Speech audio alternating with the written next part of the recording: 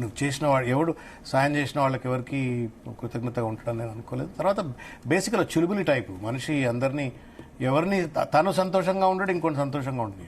అందుకే ఇప్పుడు ఇవాళ ఎవరు క్యాబినెట్లో ఎవడన్నా ఒక్కడన్నా ఆయన కోఆపరేటివ్ ఉన్నారా? Nobody is supporting him. ఆ రెస్ట్లెస్నెస్ అగేన్స్ట్ కేసీఆర్ గారి పైననో లేకపోతే ఇంకోళ్ళ పైన ఆయన మాట్లాడుతున్న తీరంతా కూడా కారణం ఏంటంటే is not able to ascertain support from anybody. Okay. So అంటే ఇప్పుడు మీరు అన్నారు కదా, వేరే వాళ్ళ పట్ల నిరాదరణ గురి కావటం వల్ల రేవంత్ కు సపోర్ట్ ఇక లోతైన ముచ్చట్లు అన్నా ఇప్పుడు సరే జరిగి అంటే నేనేమైందన్నా 18లో కంటెస్ట్ చేసినాను. కాంగ్రెస్ పార్టీలో కాదు, ఏ పార్టీలోనైనా కంటెస్ట్ చేయడం అనేటువంటిది ఒక పెద్ద ఆపర్చునిటీ అన్న. నేను 9లో పార్లమెంట్లో పోటీ చేసినాను, 18లో పర్టికులర్ కాంగ్రెస్ పార్టీకి వెళ్ళి పోటీ చేసినాను. 35,000 ఓట్లు వచ్చినాయి నాకు హైదరాబాద్ నుండి. సెకండ్ పొజిషన్ కదా, third position. But it is బీజేపీకి మీకు మధ్య ఒక 300 ఓట్లు. 15 రోజుల ముందు టికెట్, 15 రోజుల్లో టికెట్. చింతల రామచంద్రారెడ్డి పెద్ద మనిషి, ఆ సిట్టింగ్ ఎమ్మెల్యే, ధనికుడు అయినా నన్ను ప్రజలు ఆదరించింది. ఎక్కడెక్కడోళ్ళు అసలు ఓట్లు లేని వాళ్ళందరూ వచ్చి బూత్లలో నిలబడి ఓట్లు వేసిపోయినారు. నాకు 35,000 ఓట్లు వచ్చినాయి. రేవంత్ రెడ్డి ఏమంటాడంటే నువ్వు పోటీ చేయాలి, నువ్వెవడరా పోయి నన్ను పోటీ చేద్దంటానికి? నువ్వు కొడంగల్ ఓడిపోతావు, కలవకుర్తోడి కొడంగల్ పోవచ్చు, కొడంగల్ ఓడిపోతే మల్కాజిగిరి రావచ్చు, నువ్వు ఓడిపోతావు అంటే లేదు నువ్వు ఓడిపోయినావు కాబట్టి. మరి నువ్వు 119 మందిలో 101 మంది ఓడిపోతే ఆ 101 వ్యక్తి నేనైతే నేనేదో తప్పు చేసినట్టు నేను బలహీనమైన అంటావు. నువ్వు కార్పొరేటర్లను గెలిపించుకో. నువ్వేం కార్పొరేటర్లను గెలిపించుకున్నావా?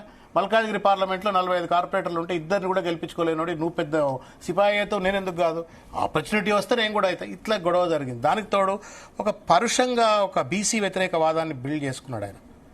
రేవంత్ ఈజ్ యాంటీ బీసీ, స్వతహాగా anti downtrodden sections and anti BC. ఏ మీటింగ్లో పడితే ఆ మీటింగ్లో ఒకటే కులం రాజ్యం ఏరాలా, అన్ని పార్టీలలో ఒకటే కులం రాజ్యాధికారం వాళ్ళ చేతిలో ఉండాలి, అన్ని పార్టీలలో కూడా అధికారం వాళ్ళ చేతిలో ఉండాలని మాట్లాడటము, దానికి తగ్గట్టుగానే పార్టీ వ్యవహార శైలి. సో ఇటువంటి ఇన్కాంపిటెంట్ ఫ్యూడల్ మైండ్ సెట్స్ కింద పనిచేయొద్దు అనేటువంటిది ఒక భావన. దానికి తోడు స్వతహాగా నన్ను అణిచివేసేటువంటి ధోరణికి గురి చేయటం, ఇవన్నీ కూడా కాంట్రిబ్యూట్ అయినాయి.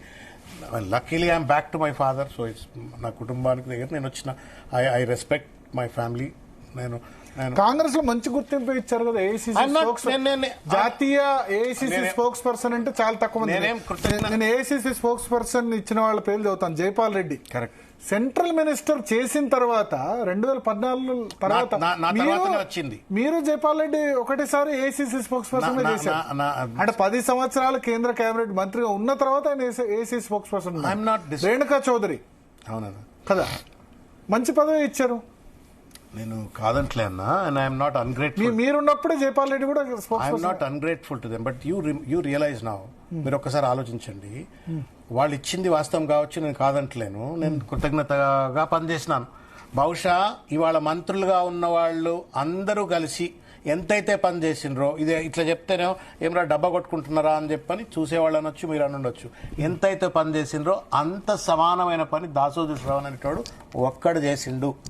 ఇది ఒప్పుకోకపోవచ్చు, ఎందుకంటే ఫ్యూడల్ మైండ్ సెట్ ఉన్న పెట్టుబడిదారు దొరలు ఒప్పుకోకపోవచ్చు ఇవాళ అధికారం అనుభవిస్తున్న వాళ్ళు. But it's a fact. I give my blood, my sweat, my time, my money. Not just power point, not just power point అండి.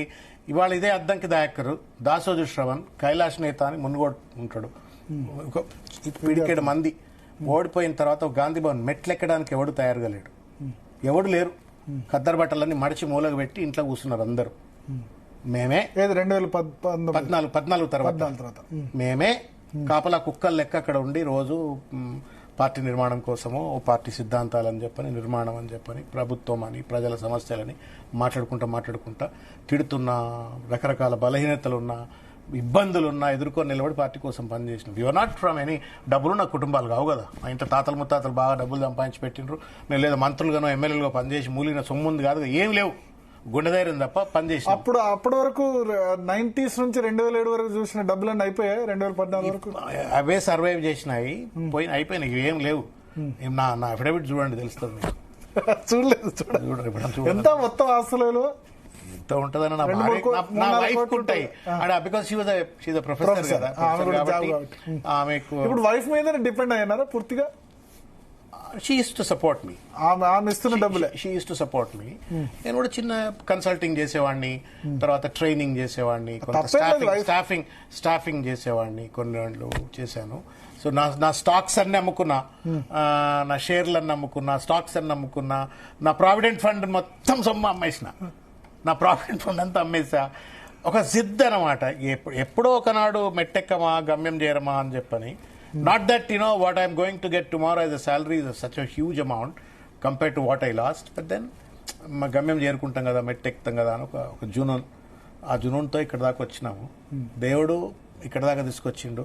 కేసీఆర్ గారు ప్రేమతో, ఆప్యాయతతో, నమ్మకంతో, విశ్వాసంతో గతాన్ని అంతా మరిచి వారు నాకు ఒక అవకాశం ఇచ్చినారు. కాబట్టి నేను మీకు ధన్యుణ్ణే, మీ కృతజ్ఞుణ్ణే. చాలా లక్షలాది మంది ప్రజలు, మిత్రులు, ఆత్మీయులు, తెలిసిన వాళ్ళు, తెలియని వాళ్ళు నాకు రావాలని చెప్పని కోరుకునే వాళ్ళు, వాళ్ళందరికీ నేను రుణగ్రస్తుడిని. కేసీఆర్ గారికి ముఖ్యంగా నేను రుణగ్రస్తుడిని. వారు ఇవాళ కేసీఆర్ కు వ్యతిరేకంగానే మీరు నేరేటివ్ బిల్డ్ చేశారు. It's not against him.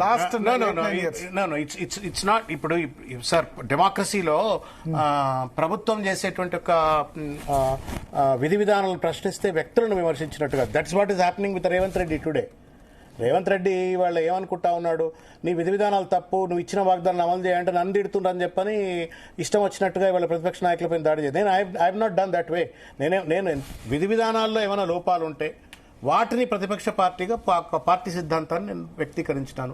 Congress party line నేను ఎక్స్ప్రెస్ చేసినాను. But it does not mean that I was against KCR. నేను ఎప్పుడు కూడా కేసీఆర్ గారు తెలంగాణ ఉద్యమానికి వారు చేసిన కృషి, తెలంగాణ సాధనలో వారు పడ్డటువంటి ఒక కష్టం, నష్టం, త్యాగాన్ని ఎప్పుడు నేను తూలనల్లా. అది నేను అంత మాత్రం నైతికత ఉన్నటువంటి ఒక వ్యక్తిని.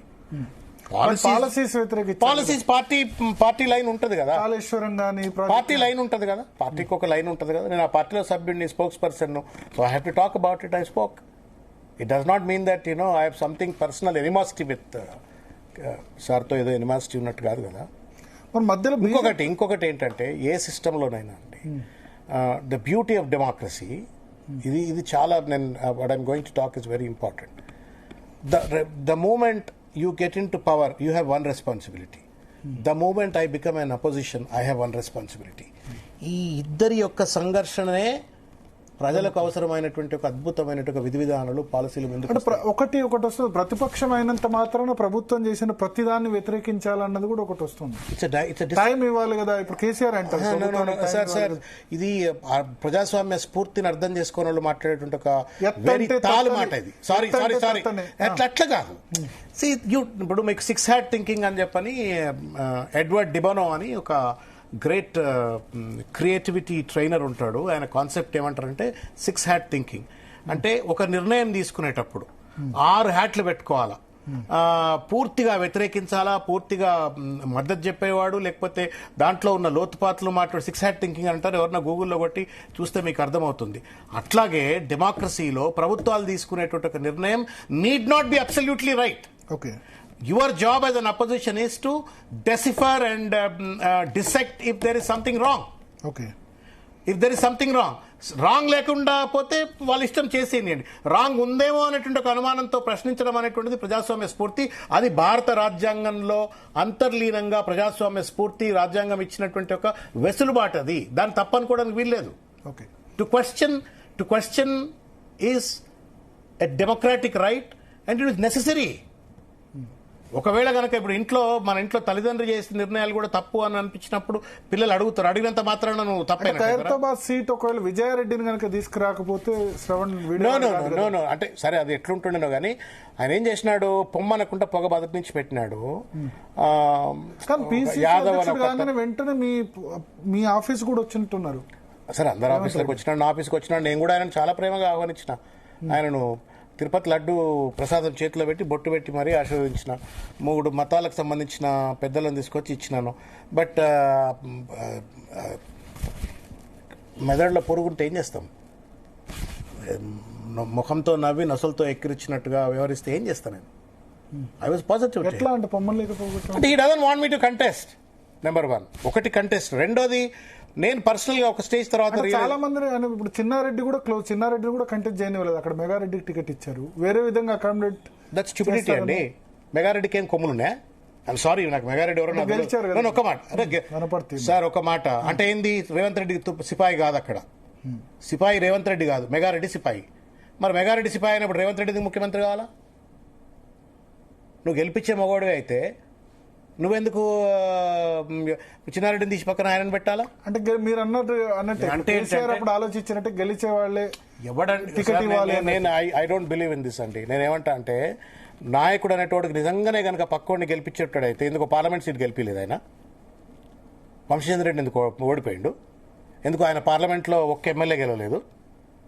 కాబట్టి ఇది కరెక్ట్ కాదు. ఇదంతా కూడా ఒక ఫ్యూడల్ మైండ్ సెట్ తోటి, ఒక క్యాపిటలిస్ట్ మైండ్ తోటి పాలిటిక్స్ ను డ్రైవ్ చేస్తున్నారు. దురదృష్టకరం అది, which is not healthy for it. అయితే నేను అనేది ఏంటంటే చిన్నారెడ్డి కంటే గొప్పోడా మెగా కాడు కదా.